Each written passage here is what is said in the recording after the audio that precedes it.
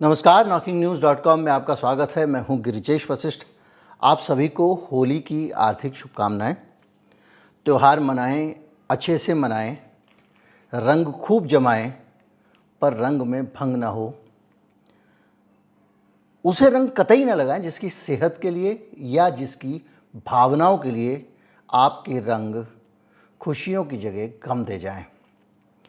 आज बात कर रहे हैं अमेरिका के शिकंजे की और किस तरह वो सूत्र पता चल गया है जहाँ से अब समझ में आ रहा है कि किस तरह से अमेरिका ने सबको डरा के रखा हुआ है, हमारे वालों को, और धीरे धीरे करके अडानी की संपत्तियों पे उसका शिकंजा कसता जा रहा है। और अडानी की संपत्तियों से भी ज़्यादा बड़ा खतरा ये है कि भारत के बहुत संवेदनशील जगहों पर अमेरिका की घुसपैठ होती जा रही है। मैंने आपको कल के वीडियो में बताया था कि किस तरह से इलॉन मस्क का पूरा सिस्टम सैटेलाइट का काम करेगा और किस तरह से भारत की जो हमारी सुरक्षा है, राष्ट्रीय सुरक्षा और संप्रभुता, यानी देश का कानून लागू ना हो जिस चीज़ पे, उसके लिए खतरा खड़ा हो जाएगा। लेकिन आज हम उसके बारे में बात नहीं करेंगे। आज हम बात कर रहे हैं कि किस तरह से अडानी को धीरे धीरे अमेरिका शिकंजे में ले रहा है।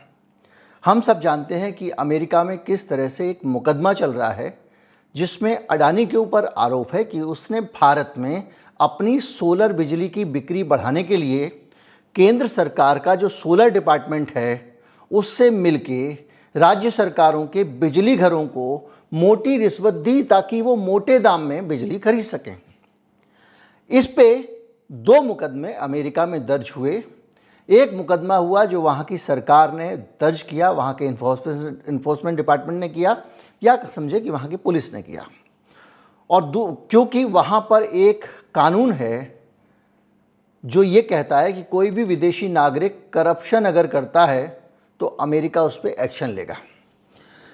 ट्रंप ने इस कानून को पॉज कर दिया और ये कहा कि ये कानून जो है, इस कानून से ये बिजनेस फ्रेंडली नहीं है। दुनिया के जो कारोबारी हैं वो अमेरिका से कारोबार करने में डरेंगे, इसलिए इस कानून को मैं पॉज करता हूँ, उस पर बाद में कार्रवाई होगी। साफ लगा कि ट्रंप के ज़रिए इस कानून से अडानी को बचाने की कुछ लॉबिंग की गई है। ये यहाँ पर ज़्यादातर लोगों को लगा, मुझे भी लगा। इस पर बात ख़त्म नहीं हुई। मामले 2 थे, एक तो था सरकार का और एक मामला था वहाँ का सिक्योरिटी एंड एक्सचेंज कमीशन का, यानी सेबी जैसे यहाँ पर है वैसे वहाँ पे शेयर बाजार की संस्था है।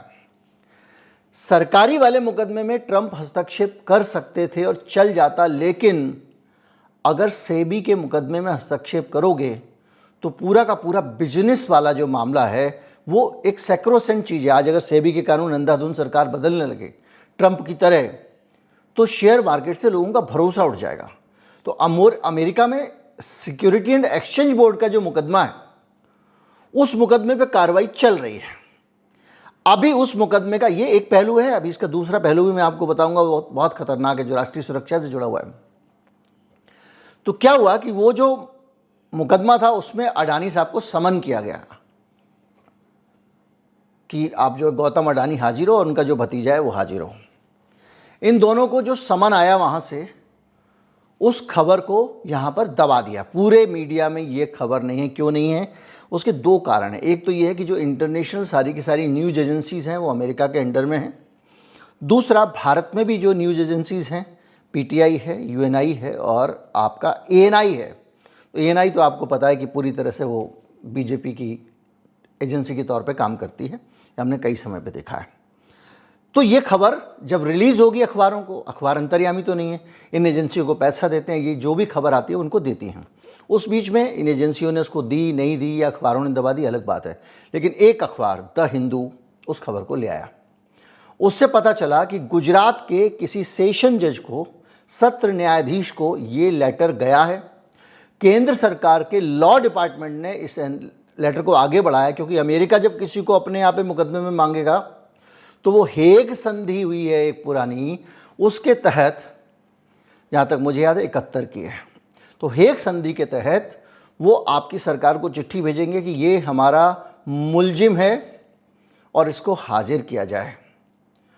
तब हमारा जो लॉ डिपार्टमेंट है वो अदालत को कहेगा कि इसको समन करो, इसको बुलाओ और इसकी पेशी कराओ। यानी अडानी के ऊपर शिकंजा कस गया है, अडानी के ऊपर एक और क्लच हैवी हो गया है।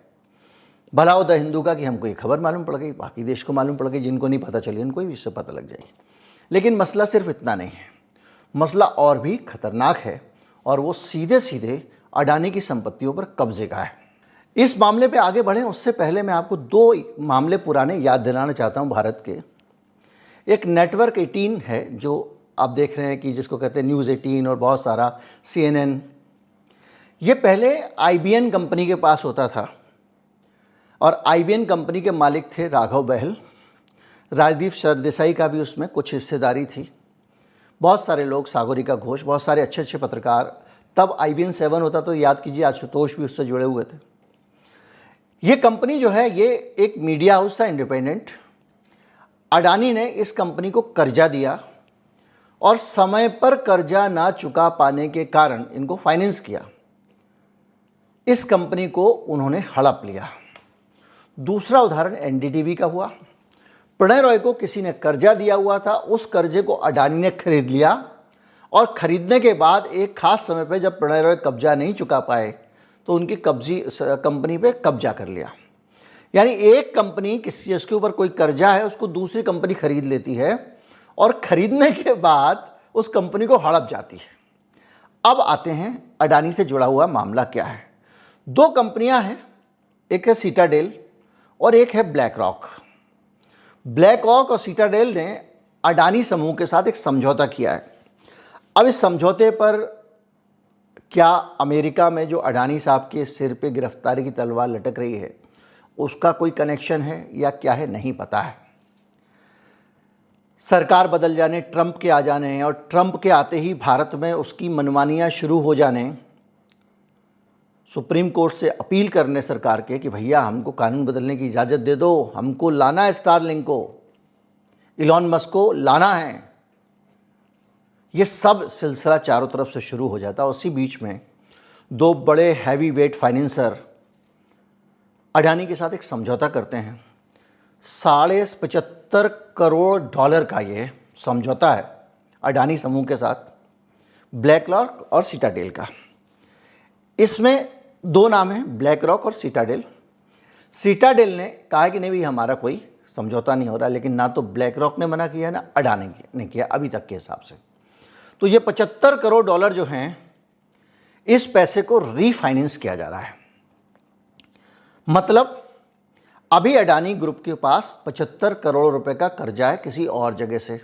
वो और जगह क्या है, उसमें एक major chunk State Bank of India का है। यानी अभी तक भारत की सरकार का कर्जा था, भारत का उद्योगपति था अडानी। हालांकि उद्योगपति किसी का सगा नहीं होता, अपने देश का भी नहीं होता। इन सब लोगों ने अपने जो है फॉरेन ऑफिस खोल लिए हैं। किसी ने, अंबानी ने खोल लिया सिंगापुर में, तो इन्होंने दुबई में, और इन्होंने तमाम सारे फंड्स वहाँ पे, वो अलग कहानी है। तो ये 75 करोड़ रुपए का जो फाइनेंस क्या हुआ, कर्जा था, उस कर्जे को खरीद लिया किसने, सीटाडेल ने, उसने, ब्लैक रॉक ने। कैसे खरीदा? अडानी ने कहा कि ब्लैक रॉक से कहा तुम हमको पैसे दे दो और ये पैसे स्टेट बैंक को हम चुका देते हैं। तो आज से स्टेट बैंक के नहीं, हम आपके कर्जदार हो गए। अब आप सोचिए, सीधे सीधे अडानी ग्रुप ब्लैक रॉक का वैसे ही कर्जदार हो गया जैसे कि नेटवर्क 18 अंबानी का हो गया था या NDTV अडानी जी का हो गया था। अब ये कर्जा 75,000 करोड़ रुपए का है, ठीक है साहब, लेकिन ज़्यादा इंपॉर्टेंट ये है कि ये लोन किस प्रोजेक्ट पे था। भाई अगर ये लोन किसी ऐसी जगह पे है जो भारत के लिए ठीक, की संप्रभुता के लिए ठीक नहीं है, तब तो ऐसे में मोदी सरकार की नीतियों की पोल खुलती है कि किस तरह से इन्होंने भारत की स्वतंत्रता और भारत की संप्रभुता और सुरक्षा से समझौता करके महत्वपूर्ण और संवेदनशील जगहों को प्राइवेट सेक्टर में दे दिया था। और कैसे दिया था, अडानी को कैसे मिला था एयरपोर्ट वाला प्रोजेक्ट, आपको पता है। तो अडानी के पोर्ट, अडानी के एयरपोर्ट और अडानी के बहुत सारे दूसरे जो इंफ्रास्ट्रक्चर प्रोजेक्ट हैं, अडानी के पास बहुत अपना कुछ नहीं है, लीज वीज पे लिया हुआ सामान है, माल है। और अडानी पोर्ट की लीज, तो ये जो मुंद्रा पोर्ट वाली लीज तो ख़त्म हो गई थी, इसको दोबारा से बढ़ाया गया अभी। तो ये सब चीज़ें जो अडानी के पास थी, ये अब किसके पास गिरवी हो जाएंगी? अमेरिकन कंपनी ब्लैक रॉक के पास। अब कल के दिन अडानी जेल जाए, कुछ जाए, फलां हो, ये हो, या फिर स्टॉक मार्केट में गिर जाए, कुछ चीज़ हो जाए। अब इसमें यहाँ पर नहीं है वो जॉर्ज सोरोस, नहीं है, कहीं नहीं है ना, जॉर्ज सोरोस मचा रखा था। तो क्या होगा? वो कंपनी सीधे हड़प जाएगी। तो क्या हड़पेगी? अडानी का तो पैसा, हो सकता है अडानी ने इसी पे डील की हो कि भैया ले लो, लेकिन हमारा क्या जाएगा? हमारा वो पोर्ट जाएगा जो भारत की सुरक्षा है, जो द्वार है भारत का। अगर हमारे जो पोर्ट हैं, बंदरगाह हैं, जो समुद्र से लगे हुए हैं, बगल में ही पाकिस्तान का बॉर्डर है, थोड़ी दूर जाके ईरान का बॉर्डर है,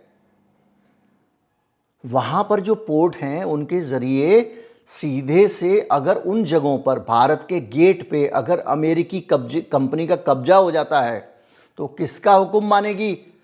जब इमरजेंसी सिचुएशन होगी तो वार के हालात होंगे, अभी बार बार बात हो रही है तीसरा विश्व युद्ध और वगैरह वगैरह, तो पोर्ट पे उनका कब्जा का वो कहेंगे ठीक है भाई हम नहीं सुनते तुम्हारी, क्या करोगे? सेना भेजोगे? उधर से उनकी सेना आ जाएगी। और सबसे बड़ी बात ये, सेंसिटिव जगह कुछ हो ना हो, संवेदनशील जगह, एयरपोर्ट और पोर्ट, बंदरगाह और हवाई अड्डे। तो आप सोचिए बंबई का हवाई अड्डा कितना महत्वपूर्ण है। सारे देश के महत्वपूर्ण हवाई अड्डे किसके पास हैं? अंबानी के पास, अडानी के पास हैं। बंदरगाह अडानी के पास हैं।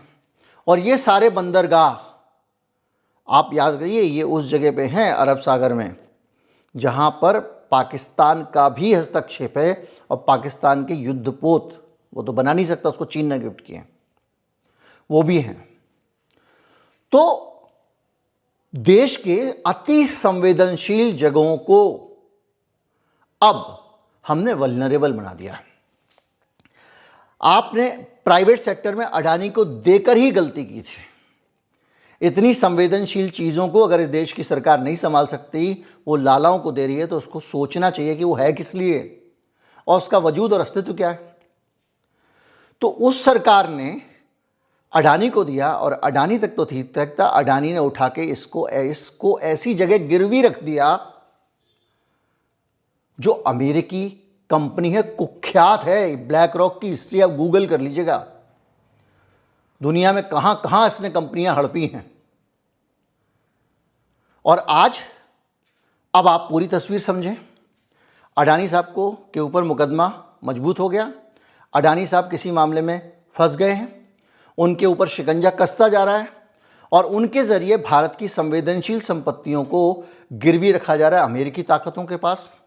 भारत का संचार जो सैटेलाइट के जरिए कम्युनिकेशन हो रहा है, इंटरनेट, वो सारी की सारी अमेरिकी सरकार में एक अहम व्यक्ति इलॉन मस्क, उसके हाथ में जा रहा है।